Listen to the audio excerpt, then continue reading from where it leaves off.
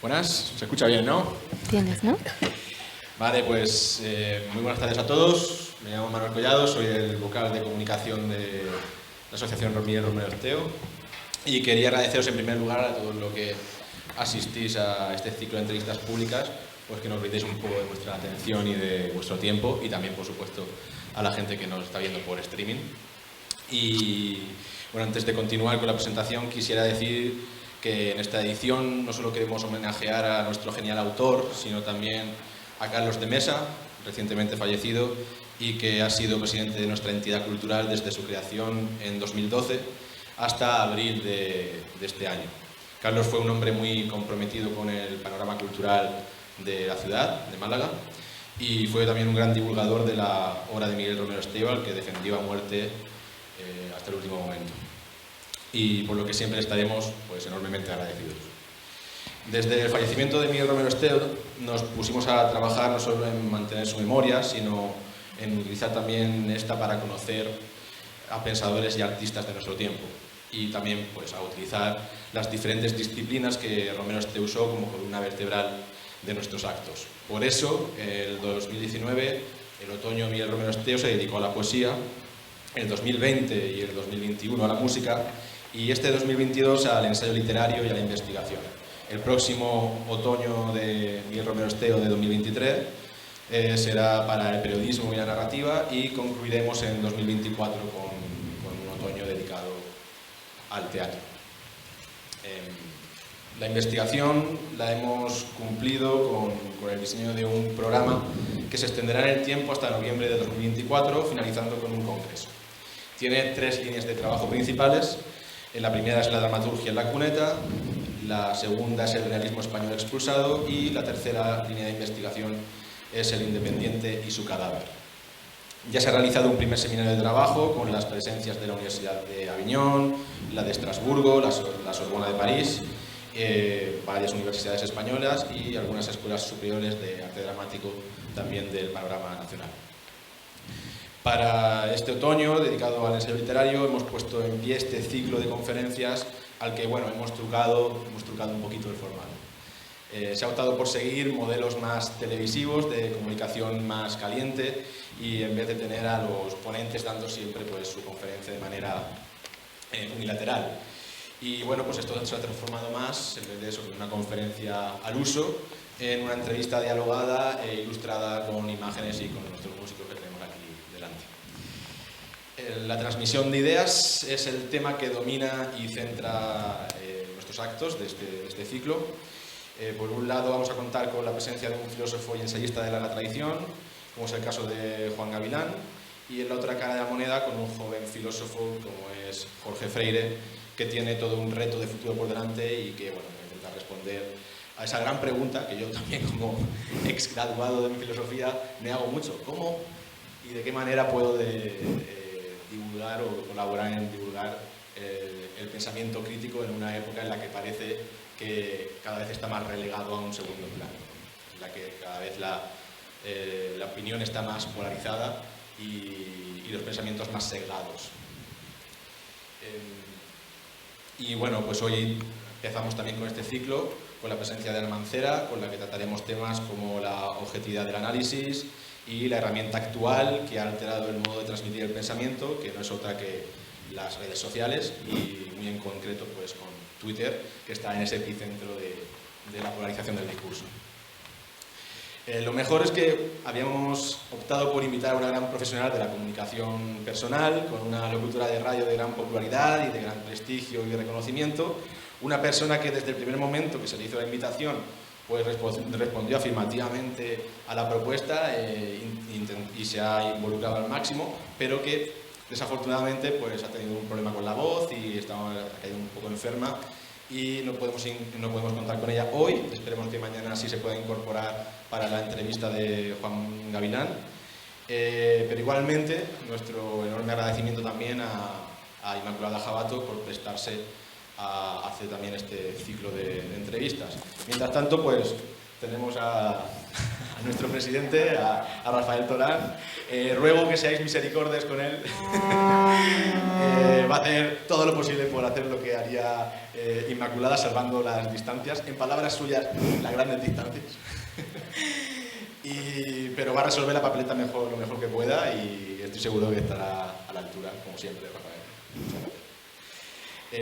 Y antes de nada, pues los músicos aquí presentes, Fernando de Lucena y Everton Mira a la batería, que nos van a traer unas versiones de temas muy reconocibles por todos. Y en el apartado técnico está Pedro Orrea.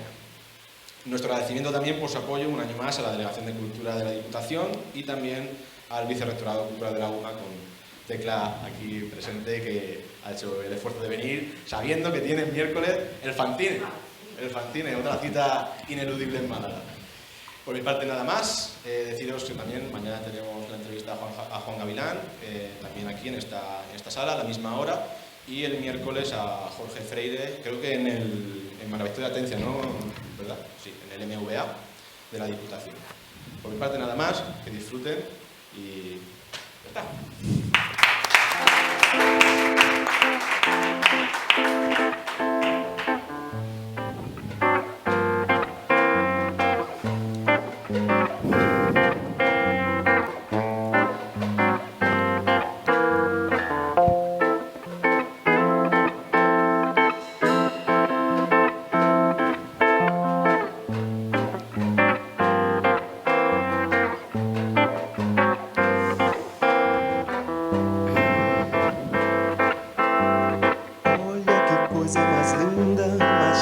Graça, ela menina que vem, que passa num doce balanço a caminho do mar. Moça do corpo dourado, do sol de Ipanema, o seu balançado é quase um poema, coisa mais linda que já vi passar. Ah, porque estou tão sozinho.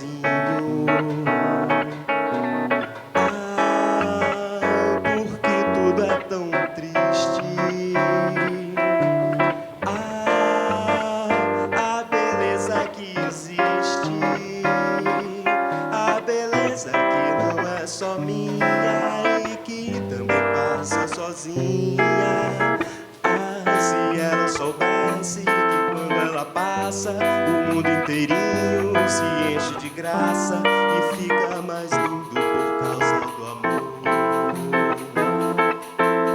Moça do corpo dourado, do sol de Ipanema, o seu balançado é mais que um poema, é a coisa mais linda que já vi passar.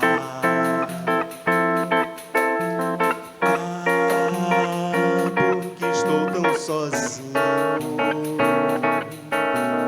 Ah, porque tudo é tão triste.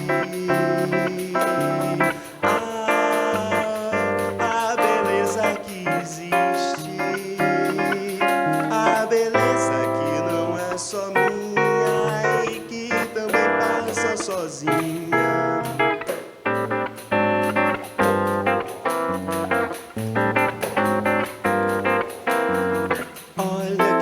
Mais linda, mais cheia de graça, ela menina que vem, que passa num doce balanço a caminho do mar. Moça do corpo dourado, do sol de Ipanema, o seu balançado é mais que um poema, é a coisa mais linda que já vi passar.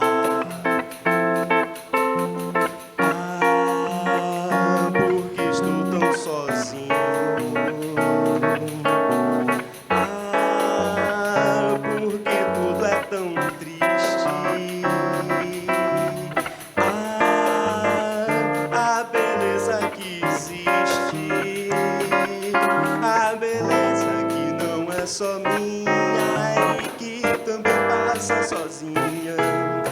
Ah, se ela soubesse que quando ela passa, o mundo inteirinho se enche de graça e fica mais lindo por causa do amor. Só por causa do amor. Por causa do amor. Só por causa do amor. gracias. Quería agradecer también a la invitación por nosotros, por compartir aquí un poco con todas y todos, un poco de nuestra música, sobre todo esta música. Muchas gracias. Muchas gracias, Fernando. Muchas gracias, Everton. Ana, ¿qué tal Celia? Espero que bien. Espero que bien. Está con el padre, ¿no? Está con el padre. Como debe ser. Es un bebé, tengo una niña de 1 año y la he abandonado, la he dejado con el padre. A ver qué tal. Primera vez que se queda con la niña. Bueno, así debe ser. Así debe ser. Estoy pendiente del teléfono también. Bueno, nada. Pero los hombres también lo hacemos bien. Sí, sí, lo hacen muy bien. Los que ejercen de padre, ¿no? Deben hacerlo bien. Es normal que estés preocupada, pues la invitación de traerte desde Sevilla y eso, además con tanto trabajo. Esta mañana estabas dando clase en la facultad de Filología. Ella es catedrática en lengua. ¿Cuál es tu campo de investigación? Bueno, antes de nada quiero dar las gracias a la Asociación Miguel Romero Esteo por haberme invitado aquí a estar hoy con ustedes y gracias también a ustedes por su presencia. Bueno, ¿a qué me dedico? Pues me dedico por una parte a analizar el lenguaje de los medios de comunicación, pero también me interesa mucho el lenguaje que utilizamos los ciudadanos de a pie, que utilizamos en las redes sociales. Me interesa mucho cómo la opinión pública se ha trasladado desde los salones, desde los palacios, desde los cafés, donde la ubicaba Habermas, a la red, ¿no? A Internet, ¿no? Y me interesa también qué hacemos los ciudadanos con las palabras, ¿no? ¿Qué hacemos cuando intentamos persuadir a otros al escribir nuestra opinión en las redes sociales? ¿Qué hacemos cuando intentamos aconsejar a alguien de que acuda a un determinado hotel o a un determinado restaurante o a que no acuda, claro, ¿no? ¿Qué hacemos los ciudadanos con las palabras? Y esto lo analizo desde el punto de vista de un campo de la lingüística que es la pragmática. Para un poco ilustrar qué es la pragmática, he traído aquí un fragmento. Los organizadores me han pedido que les muestre algunos textos que son simbólicos para mí, ¿no? Que tienen algún significado. Les he traído aquí un fragmento de Alicia a través del espejo. Voy a leer el fragmento. Ella está conversando con Tente Tieso, ¿no? Que es ese muñeco, ¿no? Que tienen ahí. Dice, ¿te has cubierto de gloria? Dice Tente Tieso. No sé qué se entiende por gloria, dijo Alicia. Tente Tieso sonrió desdeñosamente. Naturalmente que no, hasta que yo te lo diga. Significa que es un argumento aplastante en tu contra. Pero gloria no significa argumento aplastante, objetó Alicia. Cuando yo empleo una palabra, dijo Tente Tieso en tono despectivo, significa exactamente lo que yo quiero que signifique, ni más ni menos. La cuestión es, dijo Alicia, si puede usted hacer que las palabras signifiquen tantas cosas distintas. La cuestión es quién manda, dijo Tente Tieso, nada más. Alicia se quedó demasiado perpleja para decir nada, así que al cabo de un minuto Tente Tieso empezó otra vez. Algunas tienen su genio, los verbos sobre todo, son los más orgullosos. Con los adjetivos se puede hacer lo que sea, pero con los verbos, sin embargo, yo puedo manejar todas las palabras, ¿no? Pues eso es la pragmática, ¿no? En la pragmática analizamos cómo cualquier hablante utiliza las palabras, ¿no? La pragmática es el estudio del lenguaje en uso, ¿no? En uso en una determinada situación comunicativa. Por ejemplo, mi rol de entrevistada hoy, ¿no? Es utilizar el lenguaje para, digamos, cubrirme de gloria, como diría Tente Tieso, ¿no? Con argumentos aplastantes, para convencerles y también, creo yo, conmover a la audiencia, ¿no? Conmoverlos con emociones, ¿no? Yo hoy me he planteado qué emoción quiero transmitir. Pues quiero transmitirles alegría, ¿no? Con la que está cayendo yo creo que hace falta. Entonces, los organizadores me han pedido que responda a determinadas preguntas personales sobre cuál es mi color favorito o qué llevo un objeto que llevo en el bolso. Entonces, a lo largo de la entrevista voy a ir mostrándoles mi respuesta humorística a esas preguntas, ¿vale? Pero llevas 20 años dando clases.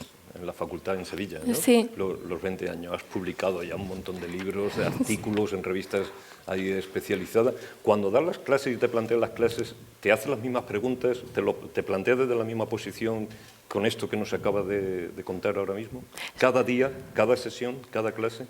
Sí, bueno, tiene mucho de teatro, ¿no? Dar clase tiene mucho de teatro, ¿no? En realidad tienes que, y además tienes que ver cómo persuades a los alumnos, ¿no?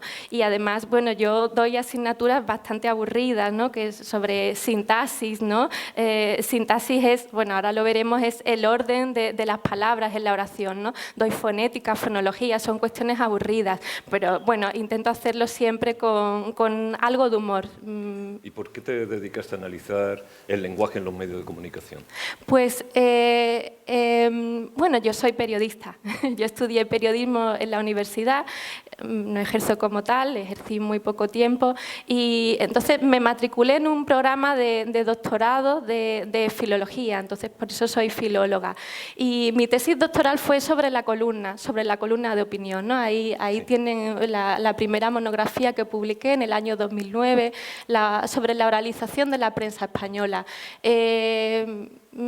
Yo estudié cómo es la lengua hablada y a partir de ahí analicé cómo determinados columnistas de la prensa española actual imitan la lengua hablada, ¿no? Por ejemplo, les he traído un fragmento de uno de los libros de mi director de tesis, Antonio Narbona. Antonio Narbona actualmente es catedrático emérito de la Universidad de Sevilla y es miembro de la Real Academia Española y él fue una de las primeras personas que se dedicó a analizar sistemáticamente la lengua hablada y la estructura que siguen las palabras en la lengua hablada. Por ejemplo, les he traído ahí un fragmento de una conversación, ¿no?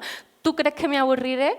Aburrirte no te aburrirás, ¿no? Tenemos ese infinitivo temático que está antecediendo, que luego es recuperado en el predicado y es una construcción muy común en la lengua hablada, ¿no? De hecho, probablemente ustedes antes de entrar en la entrevista, ¿a quién van a entrevistar? ¡Puf! A una lingüista. ¡Puf! Aburrirte te aburrirás, seguro, ¿no?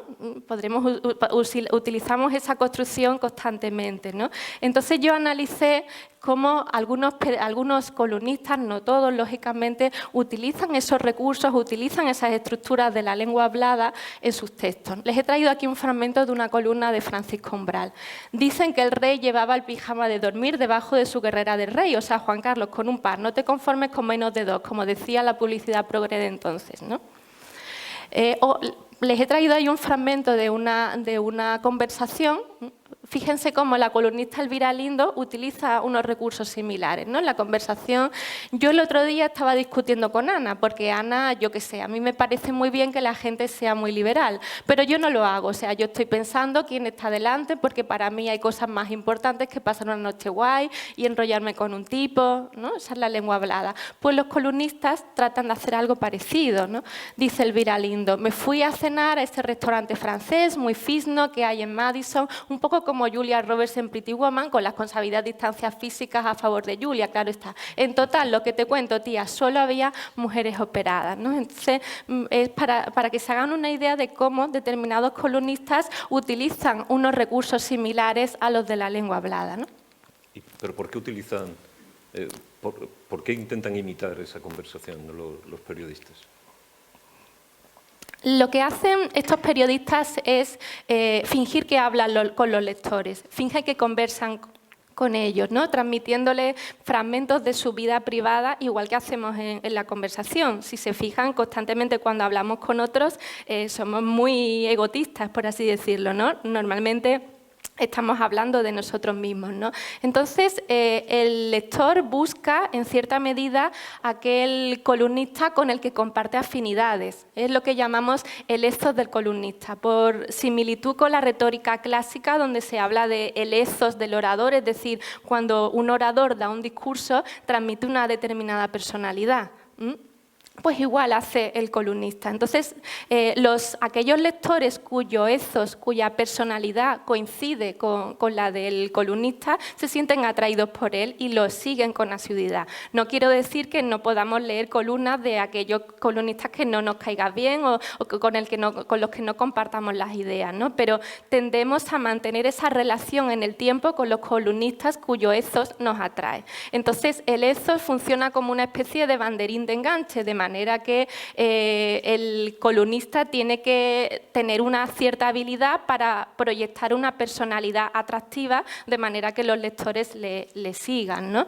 Digamos que no tiene por qué ser su personalidad verdadera, porque a veces fingen, ¿no? Fingen. Les he traído aquí un fragmento de una entrevista que le hicieron a Elvira Lindo hace unos años. Decía ella: me sorprende que la gente crea que cuento mi vida literalmente. En mis columnas hay de todo, ficción y realidad, y el que no lo entienda es que carece de sentido del humor.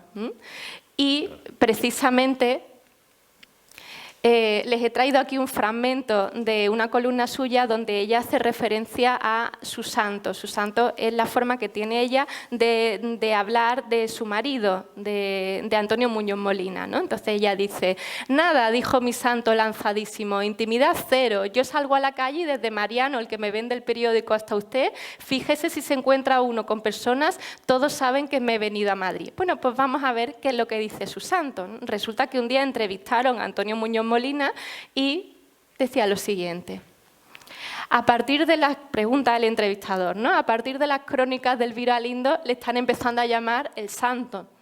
No está mal, es un personaje literario que está inspirado en mí y que a mí me gusta mucho.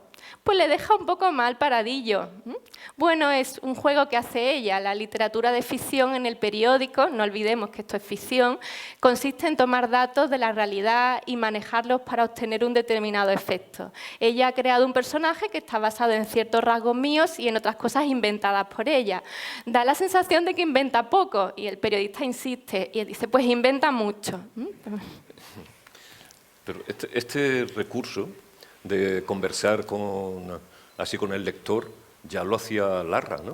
Efectivamente, justamente Mariano José de Larra escribía sus obras con un seudónimo que era el pobrecito hablador, o sea, él conversaba con los lectores de sus textos. Y curiosamente, otro de los mayores columnistas del siglo XIX, Ramón de Mesonero Romanos, también utiliza un seudónimo que está relacionado con la lengua hablada, ¿no? El curioso parlante.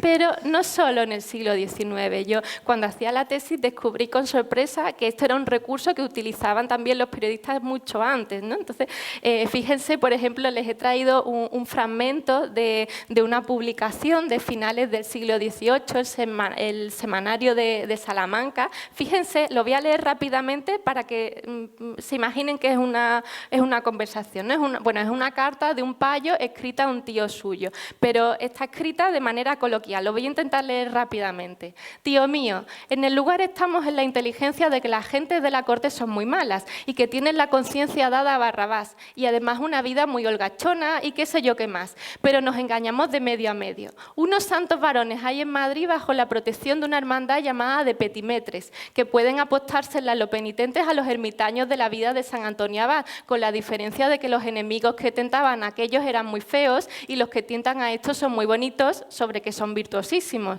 Vaya, si vuestra merced viera qué cilicio llevan, yo no sé cómo tienen resistencia, qué flacos están, qué descoloridos. Sí, edifican, digo, ¿y cómo andan? Hay algunos que con las penitencias que llevan encima no se pueden mover siquiera. Pobres señores, es un dolor verlos.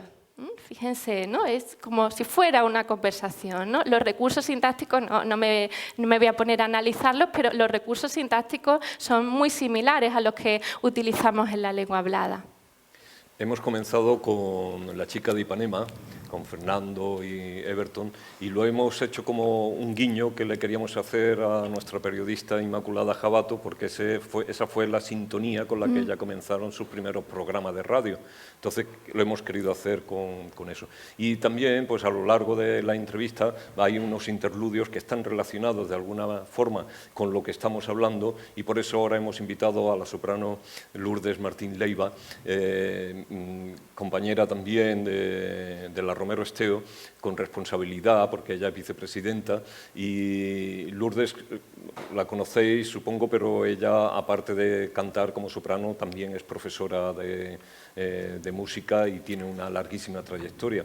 Ha estudiado con profesores magníficos, es decir, viendo todo su currículum, digo, bueno, es que esta mujer, aparte, es normal que cante tan bien también, porque es que no para de estudiar. Entonces, le agradecemos mucho a Lourdes que interprete el lamento de Dido, de Purcell. Te iba a pedir que cuando tú quieras ahí ya comiences.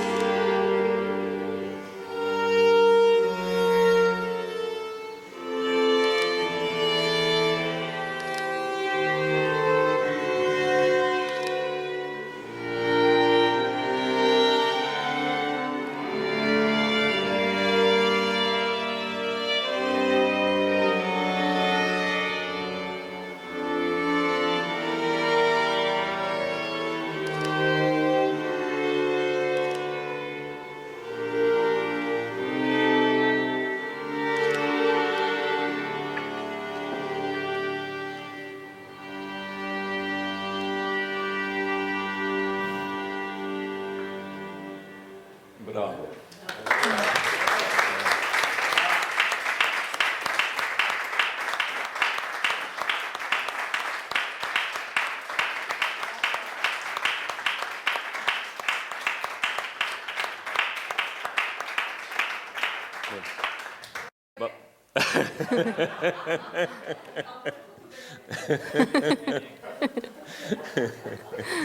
Bueno, tendremos ahora la oportunidad de volver a escucharla porque a Ana le preguntamos sobre uno de sus temas favoritos y precisamente este era uno de los temas que más le gusta y Lourdes ha tenido a bien el preparar el tema e interpretárnoslo aquí tan magníficamente. Muchísimas gracias, Lourdes. Muchísimas gracias. Muchas gracias. ¿Por qué, Ana? ¿Por qué este tema? Bueno, primero porque es uno de mis temas favoritos y al saber que iba a cantarlo Lourdes, que podía cantarlo, le dije, por favor. y bueno, esto voy a pasar, luego volveré sobre ello, ¿no? Quiero hablar de un tipo de textos de la época de esta obra que son las relaciones de sucesos. Las relaciones de sucesos son un tipo de textos, digamos, periodísticos. Ahora veremos hasta qué punto son periodísticos, pero están considerados las primeras manifestaciones del periodismo en nuestro país.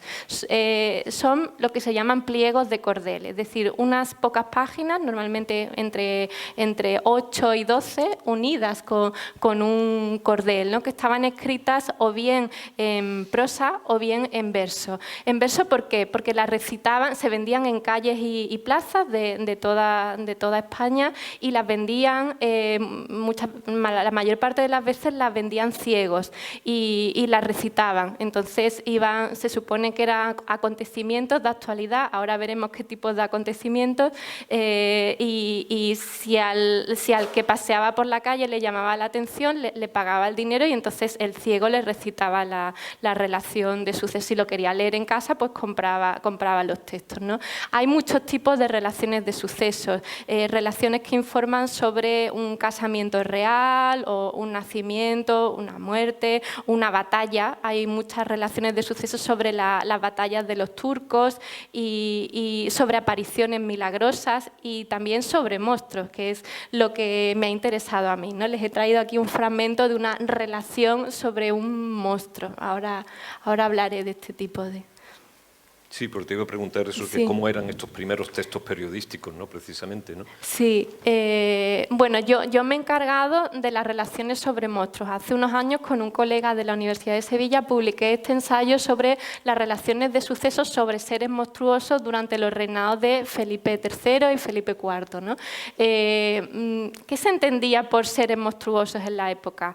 Se entendían monstruos, como el que les acabo de mostrar, o como este otro, ahora hablaré de él, pero también fetos, hermanos siameses, etcétera, apariciones misteriosas. Este es el peje Nicolao, es una relación entrañable de un hombre, es mitad hombre, mitad pez, que se dedica a pasar todo el año viajando por los mares del mundo, ayudando a todos los marineros porque les va avisando de los peligros que se pueden encontrar en los mares, y una vez al año va a ver a su familia en Rota. Entonces va a la cueva de Rota, donde les cuenta cosas, y una de las cosas que viene en la relación son recetas para volver mozas a las viejas. Entonces son textos realmente muy peculiares, ¿no? y muy entrañables, ¿no? Y tienen aquí otro monstruo, ¿no? Un monstruo que apareció en el reino de Polonia, ¿no? para avisar, ¿no? Y este es curiosísimo. Fíjense, voy a leerles este es el título, ¿eh? Todo esto es el título. Dice: retrato de un monstruo que se engendró en un cuerpo de un hombre que se dice Hernando de la Haba, vecino del lugar de Ferreira, marquesado de Cenete, de unos hechizos que le dieron. Partreole Francisca de León, comadre de parir en 21 de junio de 1606, por la parte transordinaria. Sí, o sea, cuenta la historia verdadera, ellos aseguran que fue verdadera, de un hombre que fue hechizado por una bruja y que parió un hijo por la parte transordinaria, o sea, por el ano, ¿no? Es muy curioso, ¿no? Tienen ahí otro monstruo. ¿Realmente en estas crónicas de suceso está el interés por informar?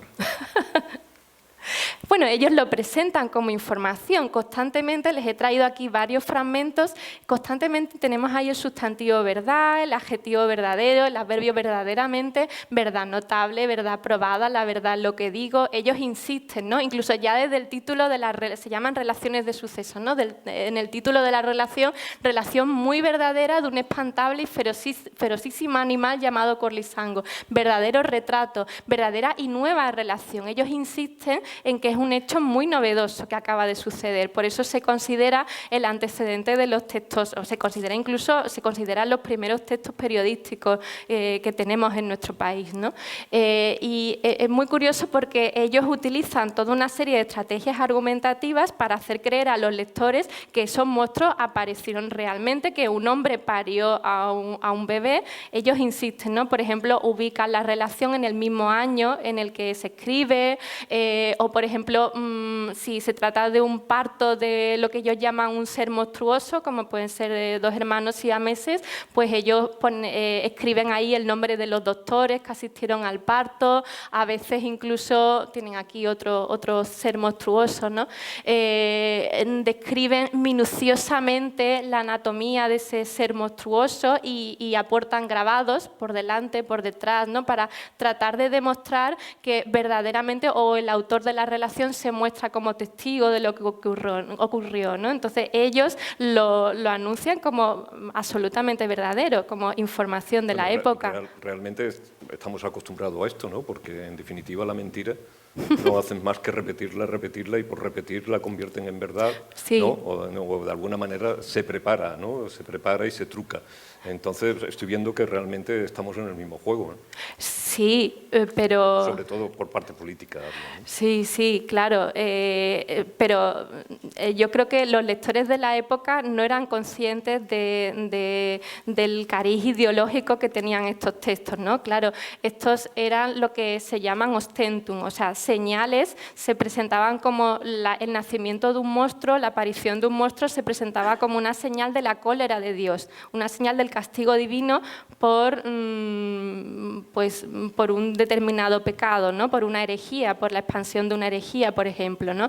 Este tipo de textos alcanzan una difusión tremenda gracias a la imprenta y un poco empiezan a tener importancia gracias a las guerras de religión. De hecho, surgen como a finales del siglo XV, ¿no? De hecho, la relación de sucesos más conocida es la de Martín Lutero, que la imprimió en el año 1523, que se llama El asno de Roma, ¿no? Entonces, para Lutero había habido una inundación, se cuenta en esa relación que había habido una inundación en Roma y a raíz de esa inundación aparece este monstruo. Este monstruo, fíjense, tiene cabeza de asno y cuerpo de mujer, ¿no? No es casualidad, cuerpo de mujer, ¿no? Y este asno, para Lutero, él lo explica en la relación de sucesos, es un símbolo de la corrupción del papado y de que el papado va a desaparecer y tiene que desaparecer, ¿no? Porque ese monstruo es señal de la cólera divina, ¿no? Entonces son textos totalmente ideológicos, ¿no? Y bueno, muchos de ellos contra las mujeres, ¿no? Fíjense en este fragmento: abrid los ojos, oh, señores, no os fiéis de malas hembras, la que mejor cara os hace os vende en buena almoneda. Pero es verdad que la contemporaneidad, esta idea de los monstruos, esto está muy bien armada, ¿eh? Porque fíjate que en el cine la industria americana ha hecho una película al respecto de esto y también hay toda una biografía detallada de un personaje asturiano que era el hombre pez, el hombre agua, que nació en Asturias y que no podía indudablemente vivir en la tierra, en el campo como leñador, sino necesitaba el contacto con el agua hasta que consiguió meterse en el agua y no salió, se fue transformando su piel, se convirtió en una piel de escama y desde Asturias lo vieron por el estrecho Gibraltar, es decir, ya empezó a recorrer y hasta que salió del agua supuestamente, empezó a recuperarse como hombre de tierra, no lo consiguió, volvió al mar y nunca más se supo de él. Dicen que lo ven de vez en cuando nadar por las aguas. Hay todo un mito, hay toda una leyenda enorme sobre estos personajes supuestamente monstruosos. Sí. Pero lo que se cuenta desde el cariño, precisamente lo que te despierta es una emoción como de admiración y hasta de belleza por ese ser, ¿no? Sí, es que justamente lo que acabas de contar, yo no he visto es una película, ¿no? Esto es una biografía y lo otro es la película. Yo no la he visto, pero lo que me acabas de contar es la relación de sucesos del peje Nicolau. Cuenta exactamente de eso, ¿no? Cómo intenta sobrevivir fuera del agua y no puede, cómo su familia lo rechaza porque él quiere irse lejos a nadar, ¿no? Es que todavía este tipo de textos en cierta medida todavía perduran, ¿no? ¿Te gustaría volver a escuchar a Lourdes? Me encantaría. Has elegido una segunda pieza, ¿no? O mio babino caro, sí. ¿no? De Diane Schicchi, de la ópera de Puccini, ¿no? Sí, así es. Pues venga, Lourdes, cuando tú quieras.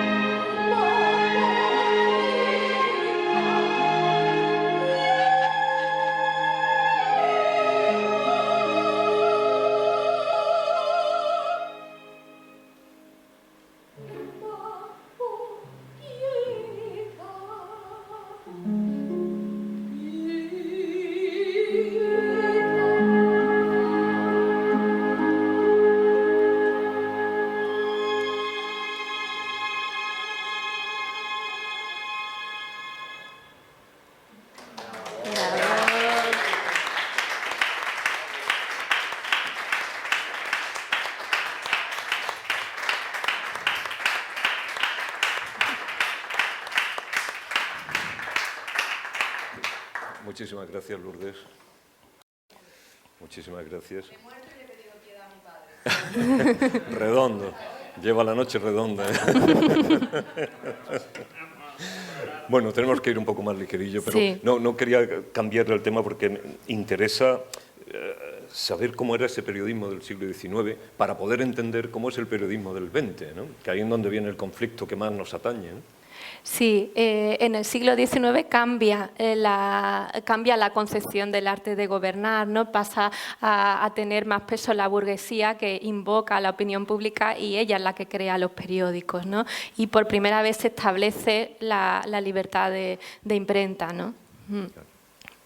Esta libertad no se mantiene durante todo... Eso te iba a decir, ¿se sí. mantiene a lo largo de todo? No, constantemente primero gobiernan, ¿no?, los absolutistas, luego los liberales, claro. Se van alternando y se va instaurando la censura. Pues una estrategia para burlar la censura es la de los hombres de paja, y es que los periódicos tenían en nómina a personas que no eran periodistas, y era solo para burlar la censura. Si escribía un periodista escribía un artículo polémico, el hombre de paja tenía que decir que lo había escrito él y lo mandaban a la cárcel, no al periodista. Había un profesional de eso, ¿no? Sí, era Ildefonso Páez de la Rosa, que entre los historiadores del periodismo es muy conocido porque se presentó ante el juez diciendo que un artículo era suyo, y el juez le dijo, pero usted es de Albacete, y en el artículo ha escrito que usted es de Galicia, y entonces le contestó al juez, es que yo, señor juez, me siento gallego espiritualmente.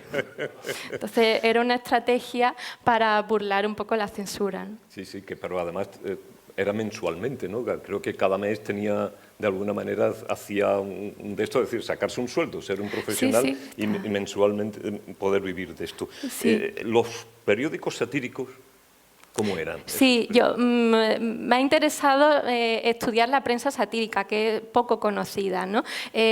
Son textos que no voy a leer, es un fragmento de una noticia, no me da tiempo a leerla, pero fíjense los nombres tan curiosos que tienen estos periódicos, ¿no? La abeja española tiene nombres de animales, porque la abeja porque pica, ¿no? Son prensa satírica que atacan a determinados personajes públicos. El tío Tremenda, el antitremenda, por ejemplo, el zurriago. El zurriago se llamaba así, zurriago es un tipo de látigo y se dedicaba a pegar latigazos a los absolutistas, fundamentalmente a Fernando VII. Claro, pero ellos no se referían a Fernando VII como tal, porque para burlar la censura utilizaban otros nombres. Entonces, para referirse a Fernando VII y atacarlo, utilizaban la alegoría de Yaqui. Yaqui era el emperador de la China y entonces Fernando VII era Yaqui. Y las ciudades de Sevilla y de Cádiz eran Cantón y Nankín, que eran, digamos, los cantones sublevados, ¿no? Entonces se utilizaba una serie de estrategias para burlar a la censura y para que no toda la plantilla del periódico no acabara en la cárcel, claro. Bueno, aquí tienen otros nombres, ¿no? No me voy a extender, ¿no? La Flaca, el Garbanzo, son curiosos. Sí. Has seleccionado una película, ¿verdad? Sí, voy a ella. Porque te preguntamos...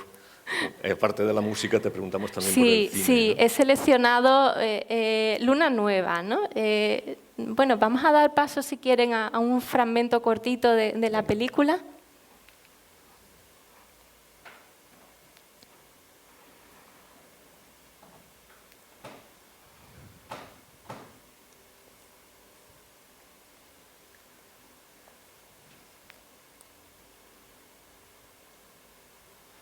¿Por qué es mientras se está conectando, ¿no? Sí. Bueno, cuenta, supongo que la habrán visto, ¿no? Cuenta la historia de la pasión por el periodismo, ¿no? Tiene una visión un poco negativa del periodismo a lo largo de toda la película. Ella quiere dejar el periodismo, ¿no? Y porque está enamorada, porque quiere casarse, porque quiere tener una familia y con los horarios y la vida de periodista no puede, ¿no? Pero finalmente deja el amor, lo deja todo porque está enamorada del periodismo, ¿no? Bueno, parece que hay problema para poderlo ver, ¿no? Bueno, seguro que la conocen, sí. No importa, porque te iba a preguntar ahora justo por otro punto de interés tuyo en el periodismo, que es el periodismo digital. Sí. ¿no? Es decir, vamos a saltar ahí de todo esto que estás contando del sí, 19. Es que yo voy saltando en mi vida, voy saltando constantemente. Bueno, ahora me estoy dedicando al siglo XIX, pero voy en este caso del XIX al XX, ¿no? Y al XXI, ¿no? Con los cibermedios, ¿no? Entonces he escrito varios trabajos sobre los cibermedios, sobre cómo van surgiendo nuevos géneros periodísticos, ¿no? Y bueno, he mantenido encuentros con varios directores de periódicos, porque ahora como saben, hay una crisis muy importante, ¿no? En el sector, ya casi nadie compra periódicos, no se leen los periódicos ni siquiera en las facultades de periodismo, los alumnos leen periódicos, entonces a ellos les preocupa mucho cómo captar lectores, cómo atraer a los lectores, ¿no? Entonces, bueno, pues hablo a veces con ellos sobre qué estrategias pueden utilizar, qué estrategias lingüísticas, pues por ejemplo, escribir los titulares en forma de preguntas, ¿no? En modalidad interrogativa para atraer a suscitar la curiosidad, ¿no? Utilizar, por ejemplo, pronombres demostrativos. Estos son los ejercicios físicos que aumentan el riesgo de sufrir impotencia para que el lector sienta curiosidad y acceda a la noticia, ¿no? Eso es lo que has hecho tú para esta, porque el título de tu conferencia era lo de los periodistas en pijama, no sé qué, sí, era una interrogativa, ¿no? Sí, claro. Porque es muy debatible, podríamos debatir incluso sobre eso, ¿no? Claro, ¿no? Y ya explicarás el porqué de los pijamas, de dónde viene eso, ¿no? Sí. Bueno, no me extiendo mucho porque si no va a dar tiempo, ¿no? Sí. Pero los periodistas en el ámbito digital están utilizando una serie de estrategias para intentar captar la atención del lector, ¿no? Para intentar intrigar al lector. Por ejemplo, el teaser, que es un párrafo que trata de suscitar la curiosidad, ¿no? O el estudio estudio o sea, la redacción de los titulares en formato coloquial, ¿no? Como si estuvieran conversando con nosotros, ¿no? Y esta era otra de las películas, ¿no?, de la serie, ¿no?, Black Mirror, que sí, te ¿no? Supongo que conoces la serie Black Mirror, ¿no? Pues ahí hay un fragmento, no sé si va a funcionar. ¿Funciona el vídeo? Bueno, si no lo cuento, no pasa nada. Antes ha funcionado, pero es lo que pasa con estas cosas, ¿no?, que ahora no funcionan. Bueno, no pasa nada, lo resumo. Es un capítulo en el que la protagonista tiene que conseguir puntos por todo. Todo lo que hace es valorado, es susceptible de valoración, ¿no? Y entonces la sociedad se clasifica en personas que tienen una determinada puntuación según la valoración que reciben de los demás. Tú me sonríes, yo te doy un 10. Y entonces sube tu ranking y gracias a ese ranking puedes comprarte un piso en una buena urbanización. Se basa en eso, ¿no? En un sistema como el que tienen en China hoy en día, ¿no? Claro. Una de las cosas que cuando decidimos diseñar este ciclo de conferencias sobre estos temas de la transmisión de las ideas y todo esto, sobre todo venía motivado porque la fuerza de las redes sociales y la limitación de los caracteres para poder escribir había hecho de alguna forma matar el desarrollo de la idea. Es decir, transformamos, o lo que queremos decir lo transmitimos a través de una consigna, pero evitamos el desarrollo. Entonces, cuando haces un ensayo, pues haces tu planteamiento, desarrolla toda la tesis, llegas a unas conclusiones y entonces todo ese argumento parece que desaparece. Y entonces únicamente se transmite consignas. Y esa idea de las consignas, en definitiva, son los titulares del periódico o pueden ser lo que leemos en Twitter o lo que está haciendo Trump. Es decir, de alguna forma es hacer una verdad de una consigna que no tiene por qué ser cierta. ¿Qué pasa con todo esto? Es decir, estás estudiando las redes sociales. ¿Voy equivocado en esto que acabo de comentar? No, para nada. De hecho, explico ahora por qué el título de Periodistas en Pijama, ¿no? En los años 90, cuando se empezaron a popularizar los blogs, pues muchas personas escribían blogs como si fueran periodistas, aportando información, aportando opinión. Entonces se les llamaba periodistas, despectivamente, periodistas en pijama, ¿no? Y hoy en día se utiliza ese mismo sintagma para referirse a las personas que en las redes, utilizan las redes sociales, ¿no?, para transmitir información, transmitir opinión, ¿no? Se les llama también despectivamente periodistas en pijama, ¿no? ¿Es periodismo? ¿No es periodismo? Claro, no lo es, lógicamente, ¿no? Y relacionándolo con esto que acabamos de exponer, de alguna manera, ¿quién gana en Twitter gana las elecciones? Bueno, no está muy claro, eso no está muy claro. Hace unos años publicamos una monografía sobre las elecciones presidenciales del año 2011, ¿no? Y entonces, es curioso, les he traído aquí fragmentos. Por ejemplo, vimos que se utilizaba mucho un hashtag, o sea, una etiqueta, así se llama, ¿no? Las etiquetas en Twitter, cuando los tuiteros escriben un mensaje, debajo ponen una serie de etiquetas, ¿no? Entonces, si esas etiquetas se utilizan mucho, se convierten en trending topic, o sea, en tendencias. Entonces, por ejemplo, ayer a las 2 de la tarde una de las tendencias era Piqué. ¿Por qué? Porque había miles de internautas que habían escrito mensajes con esa etiqueta, ¿no? Entonces, realizamos un estudio cuantitativo viendo cuáles eran los trending topics más utilizados en esas elecciones. Uno de ellos fue Vota PP. Significaba, y durante la jornada electoral, o sea, durante el día de las elecciones, significaba que iba a ganar el PP, porque el trending topic, o sea, el hashtag se convirtió en trending topic. No, fíjense cómo son los mensajes que se publicaban con esa etiqueta, justamente para decir lo contrario, ¿no? Vota PP y vuelve a la prehistoria. Entonces, aunque se utilizó muchos internautas utilizaban ese, digamos, eslogan, ¿no?, que incitaba al voto del PP, en realidad el contenido del texto era todo lo contrario, ¿no? Por ejemplo, Esperanza Aguirre que también analizamos las elecciones presidenciales a la Comunidad de Madrid, Esperanza Aguirre aparecía constantemente, crearon incluso un perfil paródico sobre ella, ¿no? Pero fíjense el tipo de mensajes, son denigratorios. Entonces, el hecho de que un líder aparezca mucho en Twitter, por ejemplo, el hecho de que un partido sea muy mencionado, ¿significa que va a ganar las elecciones? No, no necesariamente, no está claro, ¿no? Hay que tener en cuenta además que los electores, los que escriben en las redes sociales, según un estudio del Instituto Nacional de Estadística, la mayor parte son jóvenes, la mayoría jóvenes entre 16 y 24 años, que luego no acuden a votar o porque no tienen la edad o porque no están suficientemente movilizados políticamente, ¿no? Luego, no está muy claro que quien gane en Twitter necesariamente gane, ¿no?, en las urnas, ¿no? ¿El estudio lo realizáis en España? Sí, en España, solamente en España. Pero en otros trabajos que he leído similares llegan a las mismas conclusiones. ¿Y los periodistas cómo utilizan Twitter? Hace unos años analicé, bueno, aquí tienen, según un estudio de la Asociación para la Investigación de los Medios de Comunicación, Twitter es la tercera red social más utilizada en nuestro país, ¿no? ¿Para qué utiliza la gente Twitter? Para entretenerse, para interactuar y también para informarse. O sea, la gente utiliza esta red social para tener acceso a las noticias, ¿no? Y fíjense, los usuarios de las redes sociales utilizan las redes para seguir amigos, familiares, a influencers, a marcas comerciales, pero también a medios de comunicación, ¿no? Entonces, hace unos años analicé un poco qué tipo de estrategias corporativas utilizan los medios de comunicación en Twitter, ¿no? Y analicé lo que llamo las interacciones entre periodistas y prosumidores. Esto de prosumidor, ¿qué es? Es un acrónimo que utilizó ya Marshall McLuhan en 1972.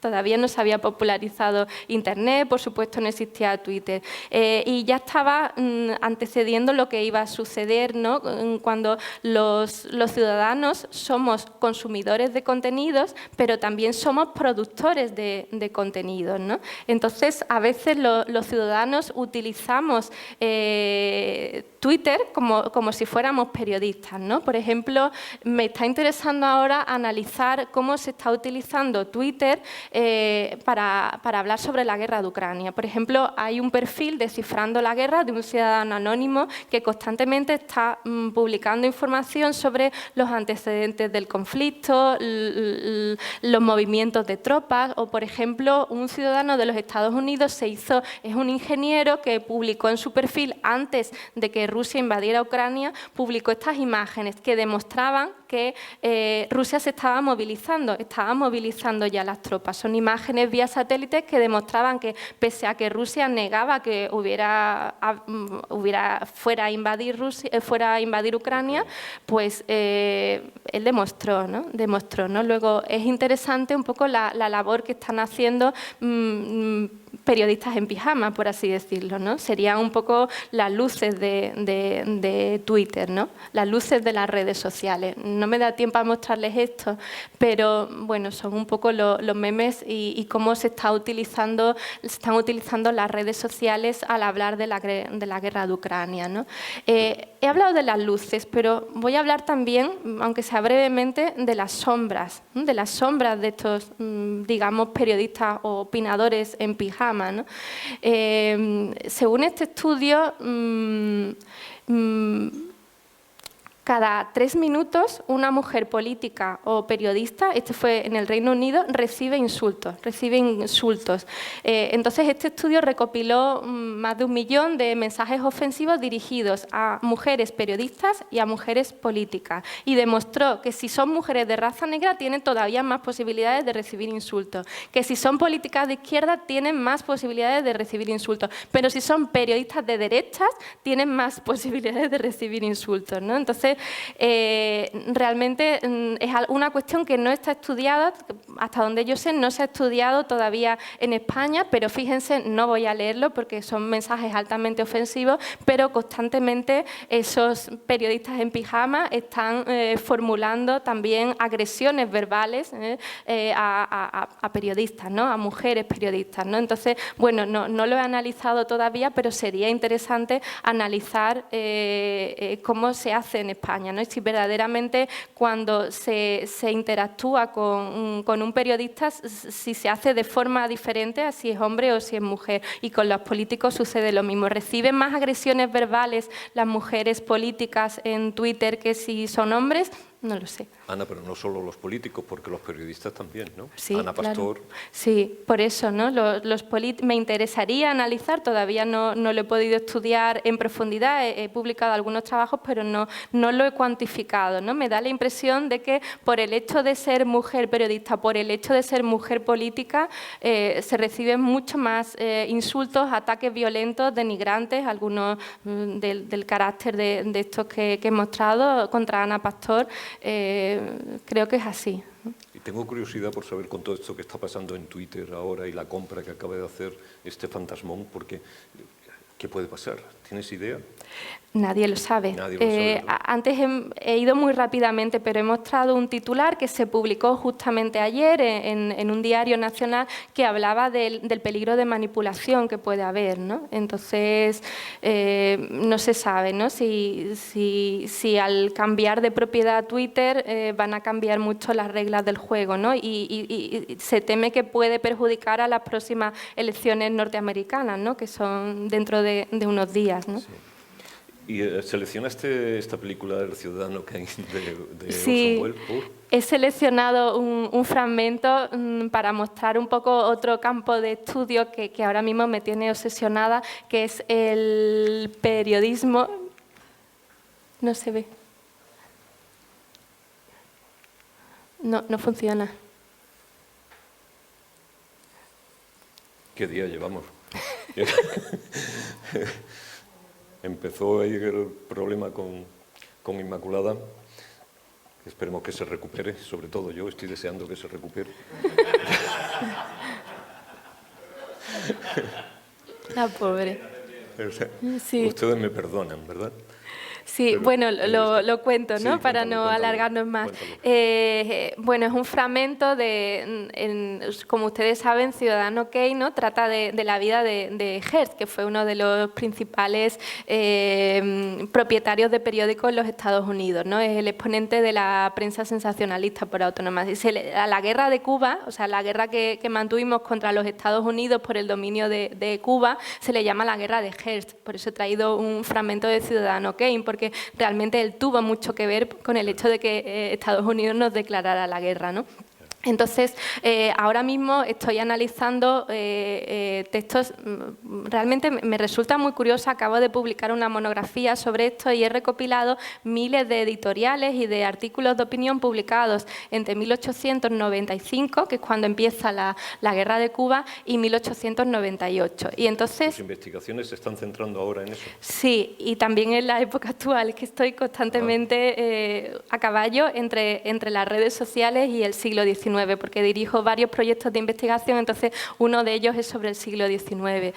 Y realmente es muy impresionante ver cómo leyendo los artículos, leyendo los editoriales día a día, vas viendo cómo se está manipulando, como se hacía en las relaciones de sucesos del siglo XVII, se está manipulando a la sociedad para que piense que realmente podemos ganar a los norteamericanos. Entonces, hoy en día pensamos cómo se nos ocurrió enfrentarnos contra Estados Unidos, pues, con la cantidad de medios que tenían, ¿no? Pues día a día vas viendo cómo nos vamos aproximando poco a poco primero comienza la guerra contra Cuba, contra los rebeldes, los insurrectos cubanos en el 95, pero realmente Estados Unidos no entra en guerra contra España hasta abril de 1898, pero los españoles vamos calentando el terreno también poco a poco y la prensa estadounidense sensacionalista también, ¿no? Pero vas viendo como como día a día la prensa va utilizando estrategias persuasivas para hacer creer a la población y que esté convencida de que podemos ganar la guerra, ¿no? Podemos enfrentarnos, realmente hoy vemos a los Estados Unidos como un enemigo poderosísimo y realmente lo era, pero la sociedad no lo creía así porque estaba manipulada por la prensa. Has publicado recientemente al respecto, ¿no? Una sí, monografía, ¿no? Sí, quería mostrarla, pero no sé qué pasa con la presentación. Ha desaparecido. Bueno, no te preocupes, mientras él sigue luchando ahí, ¿no? Sí. en esa guerra. Sí. Seguimos hablando y sí. Eso, nos vamos a ir preparando porque ya estamos entrando al final de la entrevista y Fernando de Lucena y Humberto Miró van a preparar un siguiente tema, pero mientras tanto, ¿cómo llegas a lo de Machado? ¿Cómo aparece el tema de Machado? Pues Machado vivió en la época, claro, entonces él escribe un poema muy bonito que quería leerles un fragmento, no sé si se puede recuperar Sí, yo... ¿Lo tienes ahí? ¿Lo lees tú? ¿Lo lees tú o...? Mejor tú, ¿no? Vale. ¿No?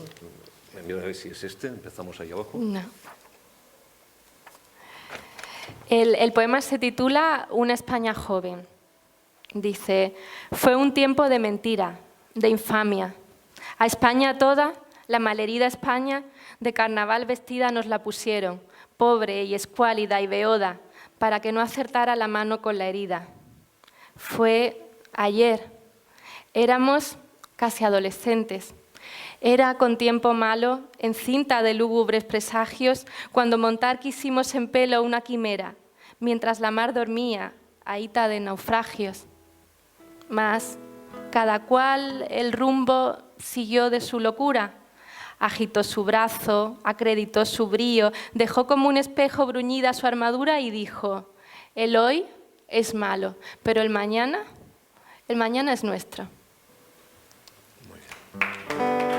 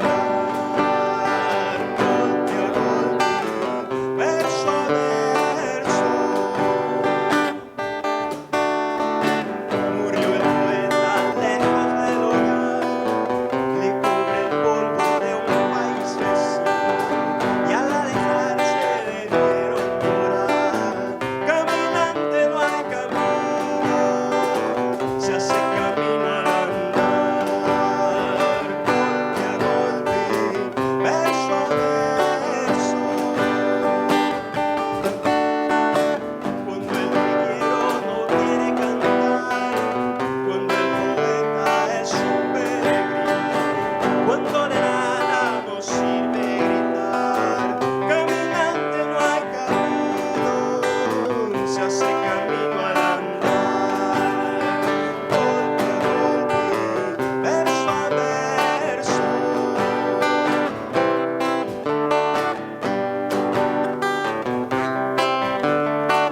Hace algún tiempo en este lugar donde los bosques se visten de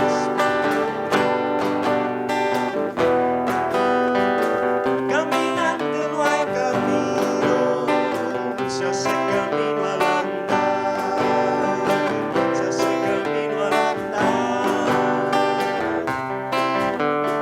Cuando el ligero no quiere cantar, cuando el poeta es un peregrino, cuando de nada nos sirve gritar. Caminante no hay camino, se hace camino al andar. Verso a verso, se hace camino al andar, golpe a golpe, verso a verso, golpe a golpe, verso a verso, golpe a golpe, verso a verso.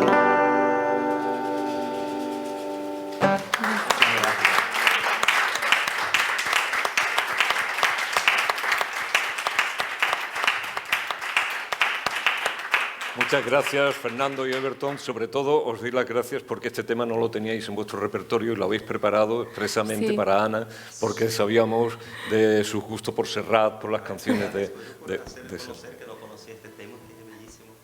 Muy bien, Sí. muy bien. Todavía nos queda por escuchar un último tema de él, de despedida ya del acto, porque ya estamos acabando. Sí. Pero claro, con todo el estudio que tienes hecho sobre las redes sociales, estás trabajando sobre Internet, sobre el lenguaje en Internet, ¿no? Porque si no, no... Sí, sigo trabajando. Acabo de publicar este artículo porque durante el confinamiento me di cuenta de que una forma de luchar contra el miedo, contra el desasosiego que nos crea el virus es con el humor, ¿no? Entonces, en todo el mundo, en las redes sociales, en cualquier país, encontramos múltiples ejemplos de cómo hemos luchado con las palabras, ¿no? Y hemos luchado contra el virus haciendo uso del humor, ¿no? Por ejemplo, se han creado en Twitter una serie de cuentas parodias de enfermedades, del coronavirus, de la peste negra, de múltiples enfermedades que ironizan, que bromean, ¿no? con este tipo de cosas. Y bueno, para acabar, yo con la emoción que les quería transmitir, que era la alegría, había seleccionado un fragmento de una de mis películas favoritas, que seguro que conocen, que es Ser o no ser. Esta no tiene nada que ver con el periodismo, pero realmente me intriga mucho. No sé si se puede ver el fragmento, es un fragmento muy corto. ¿Se Vamos puede a ver intentar? si se puede... Pedro, o a ver si podemos conseguirlo. Vale. Bueno, estamos al final, no te preocupes, pruébalo, no arriesgamos. Pruébalo un segundo y si no, porque es un fragmento, no se puede. no, Bueno, pues vuelvo para atrás. Bueno, es un fragmento muy curioso que me asombra porque la película creo que se filmó en 1941, que estaban en la Segunda Guerra Mundial, y sin embargo Ernest Lubitsch se permite bromear, es un fragmento sobre Hitler, bromea sobre Hitler, no sabíamos cómo iba a acabar la guerra y él se atreve a filmar nada menos que una película parodiando a Hitler y hablando también de los campos de concentración, bromea con los campos de concentración. Entonces, realmente me asombra los límites del humor, ¿no? Y es una cuestión, ¿se pueden poner límites al humor? Entonces, es una cuestión que me asombra. Y bueno, ya para terminar, para intentar cubrirme de gloria, pero no de manera vanidosa, sino como decía Tente Tieso, ¿no? El Tente Tieso de Alicia en el País de las Maravillas, voy a acabar con dos argumentos aplastantes, con dos argumentos incontestables. El primero es una cita de Mark Twain que me encanta y que me parece muy necesaria hoy en día, que dice: la raza humana tiene un arma verdaderamente eficaz, que es la risa, ¿no? Y bueno, pues por lo tanto hagan el humor, hagan el humor y no la guerra, ¿no? Pues bueno, gracias por su atención.